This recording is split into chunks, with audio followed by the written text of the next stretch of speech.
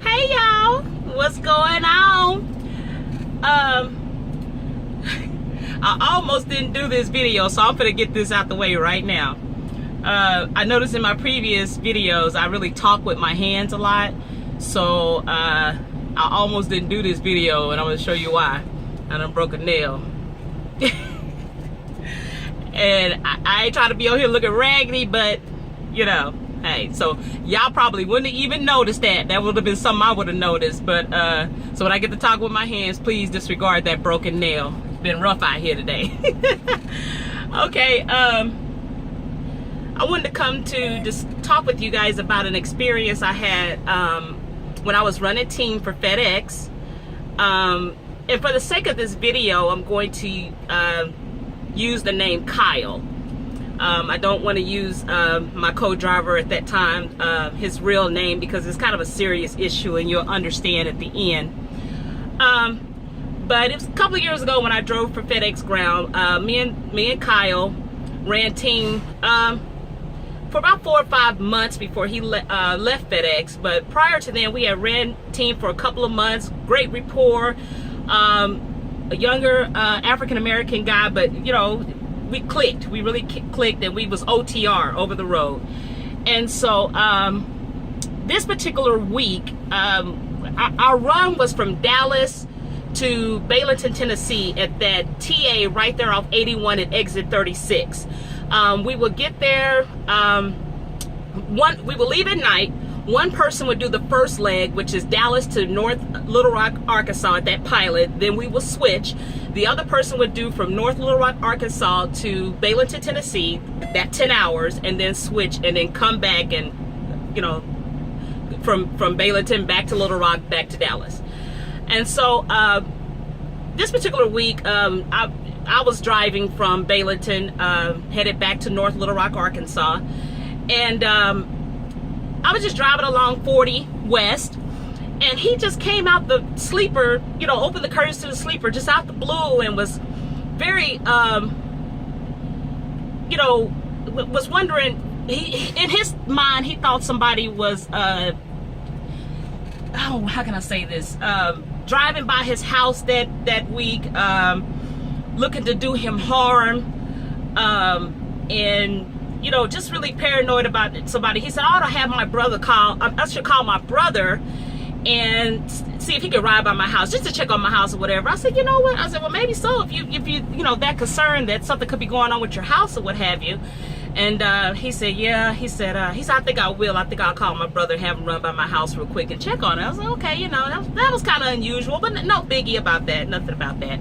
So later on that week, about a couple of days later, I got to the yard before he did. We ran out of Hutchins, Texas, at the FedEx in Hutchins, Texas, and I got to the yard that night before he did. So I was sitting in the truck just doing my paperwork, and he came to the truck, and as he was walking towards the truck, I noticed he had a Bible in his hand. So I was like, okay. Now that was a little unusual. He's never came to the truck with a Bible, so it's kind of interesting. I was like, okay, you know, no biggie. So he got in the truck, and when you're pulling doubles like that, you know, most of the time when you run a team, you help each other out with dropping the doubles and hooking up the doubles, what have you. So at the Hutchins yard, he you know, helped me help me hook up to the doubles and what have you. And we took those doubles from Hutchins, Texas over to Irving, Texas, which if you guys know, about 15-20 minutes, and it was at night too, so not a lot of traffic or anything. And so we got over to, and while we drive over there, sometimes he'll just go in the sleeper, just, you know, lay down a little bit until we get over there to Irving, Texas.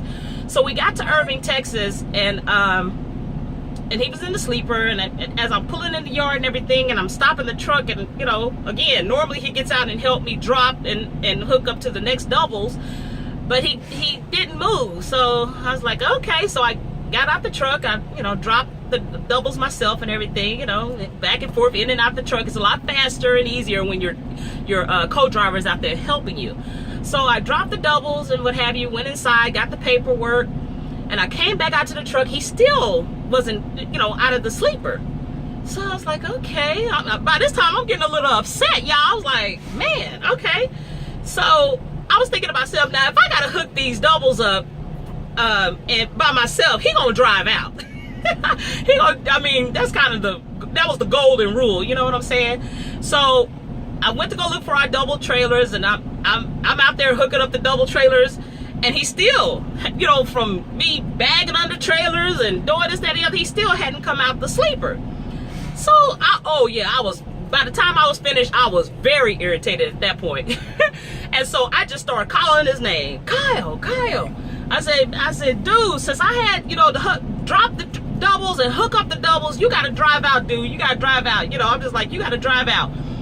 And I'm sitting there, and all of a sudden, you know, you could feel him moving around, and I was like, okay. So I pulled around to the other side of the building, and you know, went inside to, you know, go use the restroom, get snacks, whatever. And as I'm looking out the door of the FedEx office, as I was coming out, I seen him sitting in the driver's seat. So I'm coming on out, I'm walking towards the truck. He gets out the driver's seat, walks around, about to go to the passenger seat, and I stopped him. I said, no. I said, hold on, Kyle, no. You're driving, dude, you're driving. You're driving. He never said anything. He just walked right back, climbed back up in the driver's seat, and I walked around, climbed in the passenger seat, and so we're just sitting there. And I'm like, okay. There's no interaction like normal. He was just quiet. To me, he just seemed like he kind of just woke up out of a deep sleep. Just, you know, so I was just sitting there, and I'm like, okay, at any moment we're gonna move the truck, right? So keep in mind, he came to the truck with a Bible, and his Bible was in the dash. This is what he says to me: pass me my Bible. So I got his Bible, passed it to him, and he started hugging this Bible like this and just started rocking back and forth, just rocking back and forth. And I'm looking like, okay. I'm thinking, oh my God. And I could just tell by his silence, his facial expression, everything, and him just sitting there and not, you know, doing logbook, doing nothing. You know, after a while, I said, you don't really feel like driving tonight, do you? And he didn't say anything. He just did this. I said, okay. I'll go ahead and drive, you know, because, you know, at this point I was a little concerned. I'm like, okay, I'll go ahead and drive, you know, this, that, and the other. So he gets back in the sleeper. I switch over in the driver's seat, So we're headed up 30 East.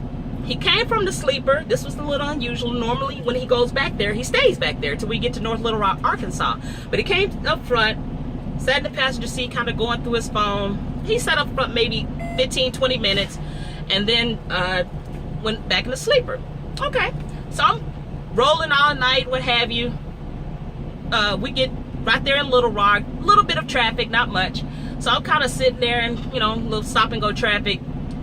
He comes out the sleeper and he sits over in the passenger seat. And so I was like, okay, well, since he up, let me turn the music, you know, on in the truck instead of my headphones. And so I don't know what song it was, but, you know, I was grooving, and then he just started, again, no interaction like normal, you know, no talking to me, no anything, just, you know, he just kind of bobbing his head a little bit, wasn't saying anything. And then he gave me a fist pound, you know, like, you know, and I was like, okay, all right, still not saying anything, just you know. So we get around to the Pilot in North Little Rock, Arkansas, right there across from the Petro.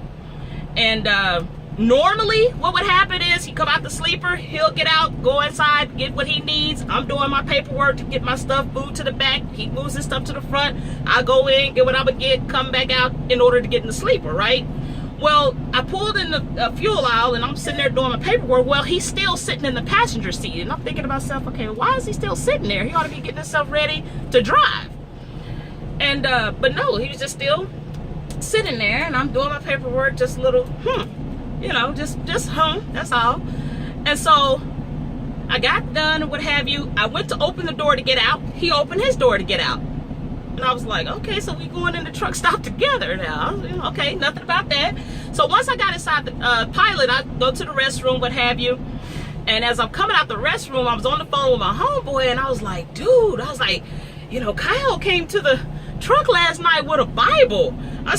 He was like, what? I was like, yeah. I said, this week, just a little interesting. It's been a kind of an interesting week. I said, but, that kind of threw me off a little bit. He was like, what? And we kind of talked about it a little bit. So I paid for, my little few items, went and got back in the truck. I'm in the sleeper. I'm about to, just, chill, waiting on him, what have you. So I'm still on the phone running my mouth, talking to my homeboy. And then after a while, my homeboy was like, Pearl, you've been on the phone with me for a minute. Your co-driver ain't came back to the truck yet? I was sitting back there. I said, you know what? It has been a minute. I said, but sometimes he don't have that get up and go about him. I said, let me go ahead and see, go ahead and see. And I said, let me call you back. He was like, okay. So I go inside the pilot, and anybody that's been to that pilot, it's not big, so I ain't have to go searching, big truck stop or anything. So I'm looking down, I'm looking around, I peeped inside the subway, I didn't see him. And I was thinking, okay, he could be in the bathroom, but I was like, something just said, no. So the lady that normally sees us coming in there all the time, she fixes the coffee, keep that little area clean and what have you, the pilot employee. I said, hey, how you doing? She's like, cool. I said, hey, I said, have you seen my co-driver? I said, the one wears the same FedEx shirt like me. And she said, she said, no. She said, no, but then she had this look on her face. She said, wait a minute. She said, ask my supervisor. So she went to call her supervisor's name, and she said, didn't you say a guy was out front with a FedEx? And the supervisor said, yeah. I said, I'm looking for my co-driver. He said, yeah, check out here out front. Somebody just got, out here arrested out front. I was like, arrested? I was like, wait a minute. So I go out the front part of the pilot where, the cars are fueling, and there's 3 police cars over to the side. And so I'm seeing these police officers out there, and I'm like, okay. So I walk slowly up to him, but I'm announcing myself as I'm walking up to him. And I said, excuse me, Mr. Officer, excuse me. And then they, turned around, and the officer turned around and kind of backed up. I said, sir, I'm looking for my co-driver. I said, he has a FedEx shirt like me. And as I'm saying that, he's turning around and picks up a FedEx shirt off the hood of his patrol car.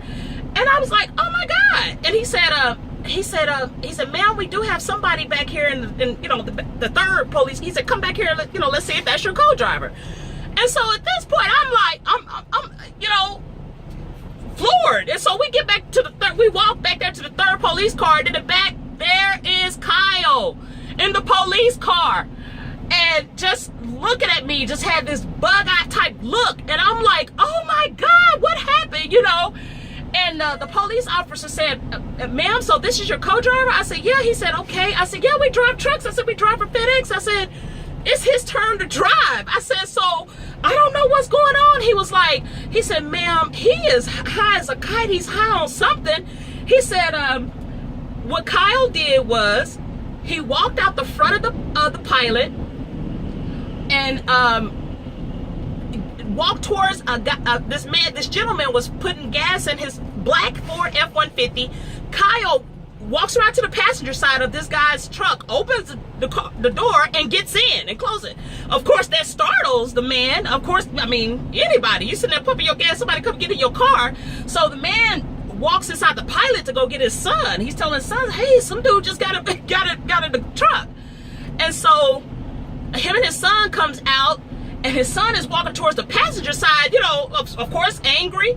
And as he's reaching for the passenger door, Kyle was trying to lock it, but the guy grabs it in time and is yanking Kyle out of his dad's truck. And Kyle kept screaming, man, this is my truck, this is my truck. And the guy was like, no, it's not. This is my dad's truck. This is my dad's truck. We're, just wrestling them to the ground. And I guess at this time, his dad is on the phone dialing 911. And if you know anything about that area, the police always hang out right there in the parking lot of that Petro. So they wasn't far at all. So that's why they was able to get there so quick. And so by this time, the police come, and this is what the officer is telling me, that they had to wrestle him. He said it took about 3 of us to get him and get him in the back of this patrol car. He said, ma'am, he's high on something, or something is going on with him. He said because he had strength, we couldn't, it took 3 of us to get him in the back of this car, to get him in handcuffs and get him into the back of this patrol car. He said, do you mind if we check your truck? I said, absolutely not, I don't mind. By this time, I'm on the phone with our contractor, and I'm telling him, John, and I was telling him what all happened, and John was like, what? I said, yes. So we're walking through the pilot. We go to the back where the big trucks are, and the officer is, searching the sleeper. He pulls his bag out. He said, you didn't smell anything as you were? I said, nothing. I said, nothing like that, through the night. I said, he said, okay. And he went through stuff, and he looked. He said, I don't see anything. I said, we've been co-drivers for at least a couple of months. I said, so, and nothing was different, as far as me smelling anything on him or what have you. I said, there was nothing, and he's like, okay. He said, I can't put my finger on it. Why would he try to get in that guy's car and get in the guy's car, and what was going on with them? So by this time, luckily, Kyle left his cell phone in the truck, and I got on his cell phone and I went through his recent calls, and I seen Dad. I called Daddy or what have you. So I called that number back, and I got his dad on the phone. His dad was from Baton Rouge, Louisiana, and I was telling his dad what happened. He was like, okay. He's like, okay. He was taking everything in, and I said, he's at the. And so the officer gave me a card. He said, yeah, tell his dad, this is where we have to take him. He said, I have to take him in, and so I told his dad all the information, and he was like, okay. He's like, thank you very much. Keep in touch. I'll keep it. I said, please keep in touch with me. So I get on the phone with my contractor, because he was like, Pearl, I'm gonna have you take that load to Memphis and drop it in Memphis, and you probably have to do it overnight in Memphis, and we get you doubles coming back to Dallas. And he said, are you gonna be okay with that? I said, yeah, absolutely, no problem. And so so I sat there to my contractor called me back, and he said, okay, head to Memphis, drop those trailers.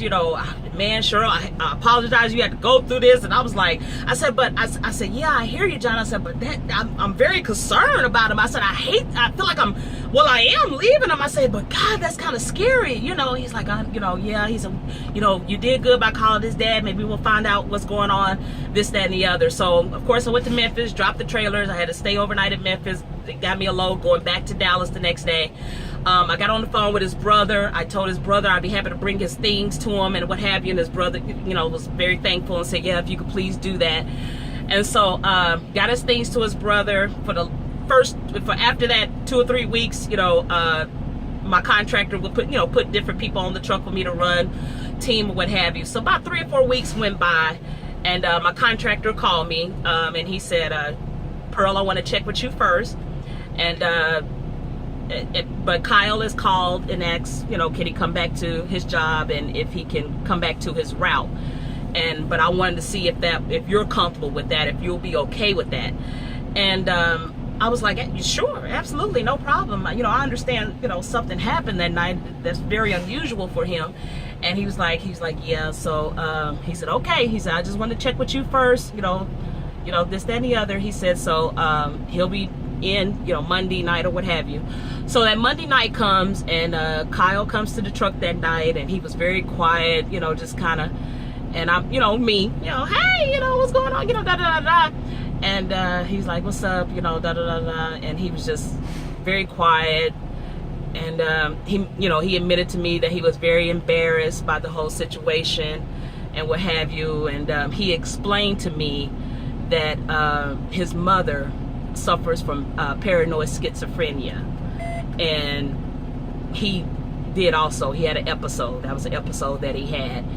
And I was like, okay, wow, and so he said, and it's I googled it, but he also told me it's brought on by stress, things that happens in your life, triggers. And that week he was going at it back and forth with his son's mother. She was threatening to not let him see his son, and that really kind of stressed him out and really got to him, because I knew how much he loved his son, because he talked about him all the time on the truck.